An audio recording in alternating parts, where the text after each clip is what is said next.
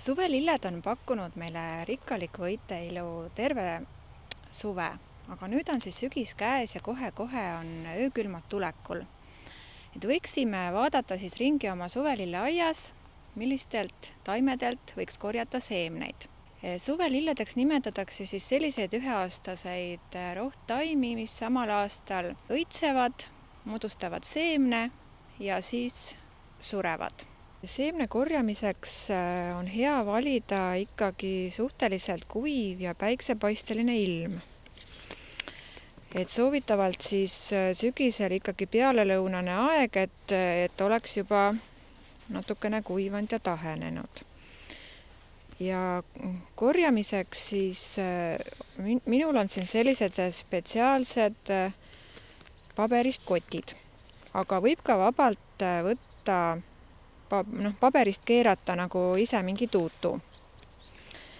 Ja tähtis on siis ka see, et me kirjutame siis nüüd ikkagi selle koti peale selle taime nime, mille seemneid me korjame, et meil ei läheks pärast segamini, ja ka aastaarv. Enamus suvelille seemneid säilitavad idanevuse 2-3 aastat.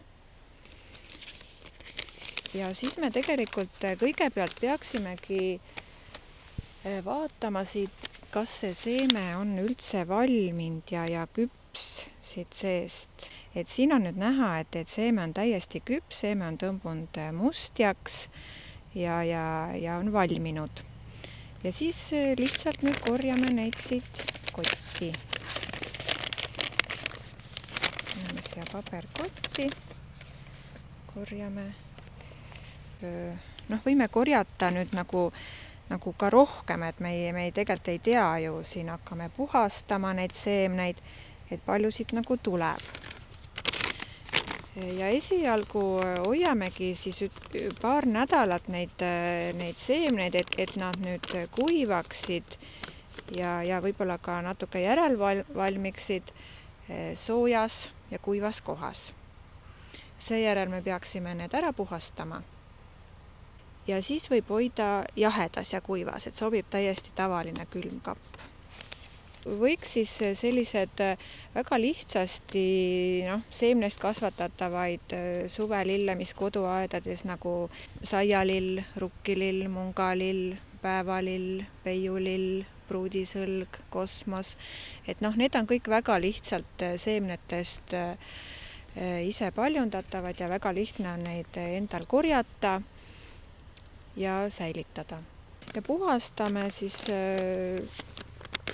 sellest hiljem, siis kui nad on nagu kuivanud, et sellest sodist nagu ära. Et võib kasutada mingit sõela või niisama proovida sellest suuremast sodist nagu ära puhastada, et siis võtab lihtsalt vähem ruumi pakkida väiksematesse kotikestesse, keerata paberi sisse ja panna jahedasse ja külma.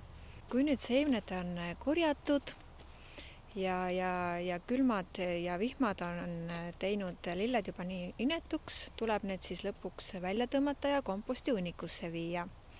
Ja jääda ootama siis uut kevadet, mil te saate siis oma korjatud seemneid külvata ja vaadata, kas need idanevad.